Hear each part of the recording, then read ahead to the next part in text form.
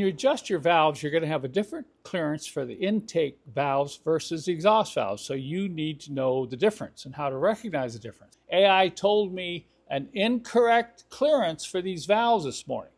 So check more than one source. And I want to tell you the best source is the factory manual. So I can't stress this enough. You go to the factory manual for specifications and torques. We're looking at the intake clearance. If you look here, it's 10 and the exhaust is 20. This is metric. So you can go back to your feeler gauge and pull out the ones you're going to need to make the adjustments. So back here to the adjustment procedure, you're going to find two different sizes. The early 6 cylinders, this was 14 millimeter, and the later 6 cylinders, it was 17 millimeter. And you might think, well, I can just use a standard wrench. Okay, we're just going to use a standard wrench. Now this is an early 250 SE engine, and if you notice, it's 14 millimeter. But watch this. Look at the amount of movement. Now I see this all the time on these old engines. You'll get into these ball adjusters and the edges will be rounded off because somebody tried to use a standard wrench.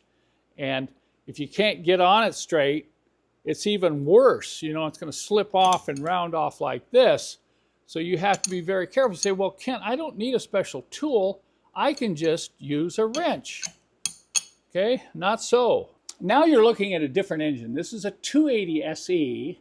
So it's a newer version of the 6-cylinder fuel-injected engine. And if you check out the size of these ball adjusters, you'll find out, wow, they're not 14, they're 17.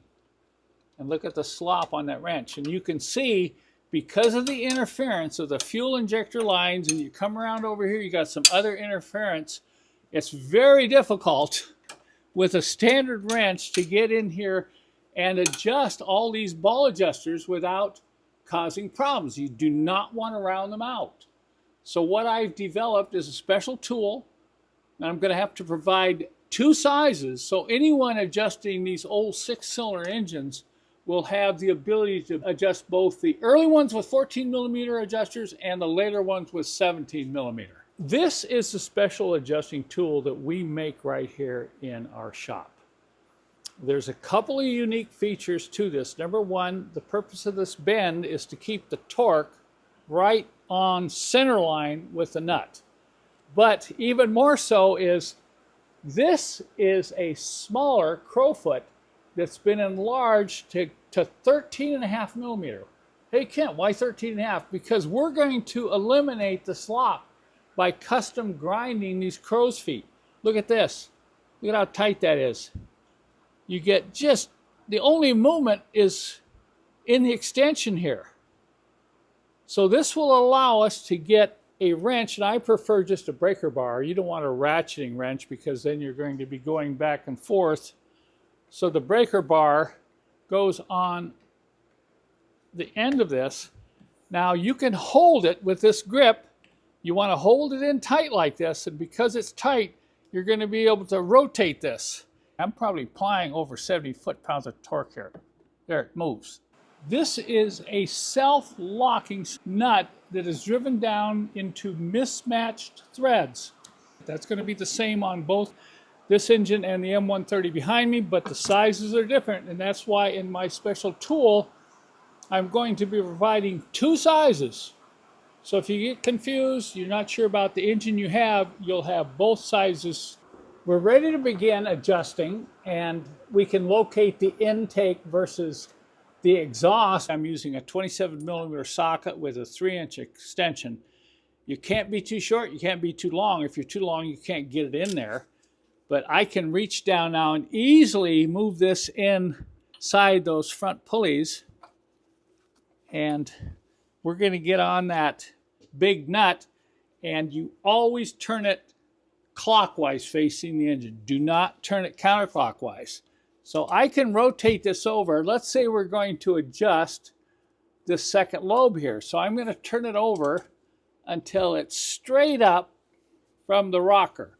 This is an intake, and I'm going to use 4 thousandths. I'm going to slide it right underneath the camshaft. Look at that, it's loose. I'm going to get the special wrench on here, and I'm going to turn it counterclockwise to raise the rocker probably 1 or 2 thousandths of an inch. Oh, gee. Okay, I'm gonna have to get over here and see if we can get this to move. You can see why you need a long breaker bar.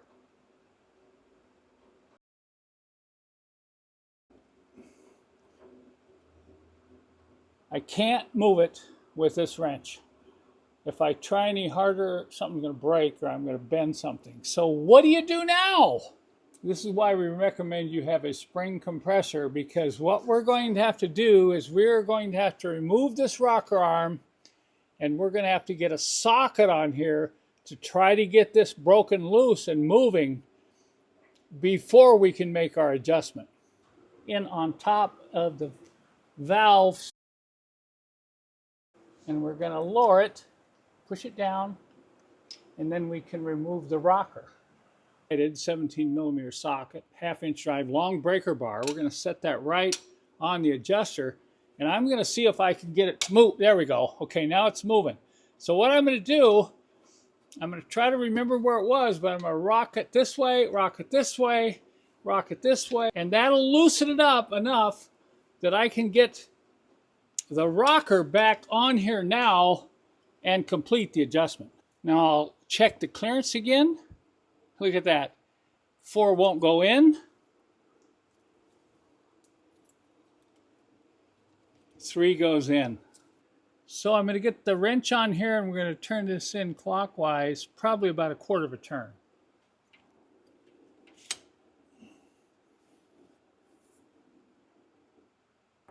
See, now I can move it. Okay, I can leave the wrench on, but push down on it. You don't want the wrench touching the rocker when you do this, but I've got 4 thousandths now just going in with a nice drag. So we've completed the adjustment on this one. Okay, now we can do this one here. We're gonna use our feeler gauge for an exhaust, and 8's going in there loose. Well, let's see if we can get this ball adjuster to move with just a special wrench. Sometimes you'll fight to get these on because the edges may have been rounded previously, but look at how tight this is. There's no slop at all. So we're going to loosen this, raise it up so we can reduce the clearance. Let's see if we can get this one to move. Okay, I'm going to come around here so I can get my weight into this. There, we moved it. You would not be able to do this with a standard wrench, I guarantee it. Okay, let's see what 8 thousandths does now. Look at that. Nice drag. Okay, this one's done. The worst one had to be only adjusted about 3 thousandths. It was one of the exhausts. It was a little loose, but everything looks really good. We're ready now to wrap this up. So in closing, I don't think I need to show you how to replace the valve cover. We are going to go in and make sure the surface is clean. We're going to install a new valve cover gasket. We're going to take all those spring clips and clean them and put them back on, install the valve cover, and we're done.